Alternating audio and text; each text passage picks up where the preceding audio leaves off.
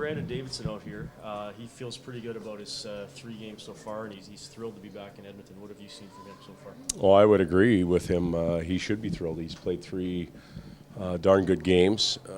He looks like he's excited to be here again. He looks confident on the ice surface. He's made some good plays. Penalty kills improved with him in the lineup. So there's a lot of positives for him right now, and we need him to continue to grow his game and maintain that confidence level. Do you have one of those, it's a good problem to have problems when Sekera and Larson are healthy on defense? Well, we'll wait for that to happen. They're obviously not healthy, and by the time we get there, who knows, there could be other bodies that are banged up. It's been an interesting year for injuries, not just for our team, but around the league. There's a lot of players that are getting dinged, and it's affecting lineups all over the place. So I don't think we want to jump ahead of ourselves.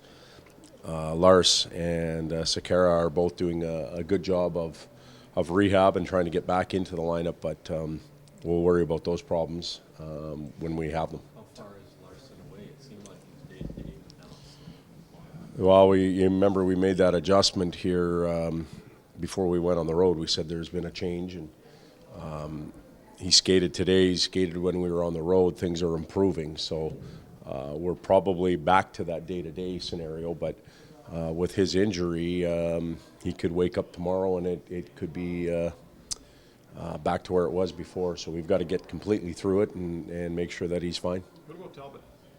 Talbot is getting awfully close.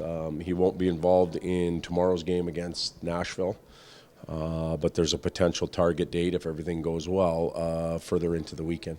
Do you look at that road trip as a mild breakthrough or a stepping stone for this season? Well, short term, the 4 days or 5 days that we were gone, it was a breakthrough. I thought we put good efforts together for 3 nights in a row. But it's only worth something now if we come back home here and grow on it. And, and we won't know that until we take the test tomorrow. I hope that we've learned lessons and we'll adjust our game accordingly so that we do play better here at home. But time will tell. To the naked eye, you can just see Connor McDavid's healthy and playing better and beating guys wide again. And to the coach's eye, what are you seeing him do today that maybe he wasn't able to do when he was playing through everything he was playing through? Well, he goes back up to 20 minutes a night. There were nights where he was down to 15, 16, 17. So he's on the ice more. And he's on the ice more because his energy level's up. And when your energy level's up, you can play hard both ways, offensively and defensively. You can win races that you normally win. You can get more out of your shift later. He's always had great lungs and great legs where he can play hard and fast, even 40 or 45 seconds into a shift where a lot of guys begin to fade and they're looking to get off.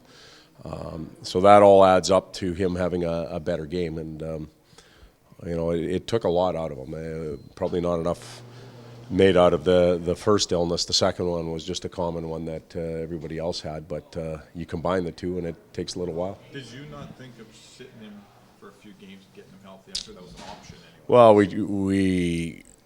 we discussed it, but the horse wants to run, so let him run. Have you seen a game where Connor's played that well in Toronto and had no points at the end of it? That was one of those games you could have 6 or 7 points. And at the end of the evening, not only did your team not score, but he had no points. You think, geez,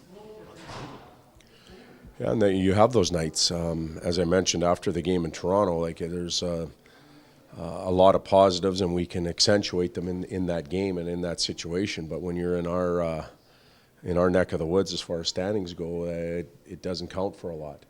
I'm talking about the group there. You're talking about Connor individually, and he had a tremendous night. He was active the whole evening. He created opportunities. He hit posts. He set other players up. It just wasn't meant to be that night, but he played extremely well. And you can see quite a bit of chemistry between he and Jesse now. It's coming. Where Jesse kind of knows, okay, here's where I got to go. Well, the big difference is not Connor, in my opinion. It's Jesse. He's looking more and more confident. He's playing a different game. I think that's visual to all of us, where he's using other tools rather than just opening up for the shot. Prime example was his goal last night where he went to the net, he stopped, he fought off a big body more than once, scored falling down. You think about the goals he scored lately, a lot of them have been within 5 or 6 feet of the net, and he's figuring that out, that there's a nice little reward if he gets into that area and the puck gets there. So he's having fun doing it right now, and we want him to maintain that level of confidence. When you put Draisaitl back at center, a lot was made of, okay, we got 3 centers, now we have to find some wingers for the centers to play with. Now it looks like Kara's come on, and Jesse's come on, and Cavallari's playing with. Does that ease your mind somewhat in the top? Just the first 3 lines apart from. Well, our minds, not just mine, but the players and the management and everybody, our minds will be eased when we start winning consistently. Again, when you just look at wins and losses, I know our performances were better on the road, but we ping-ponged a win and a loss and a win in there, and you don't get any traction by doing that. So we'll be a lot more relieved when, and if and when we string together a good group of games and everybody's contributing.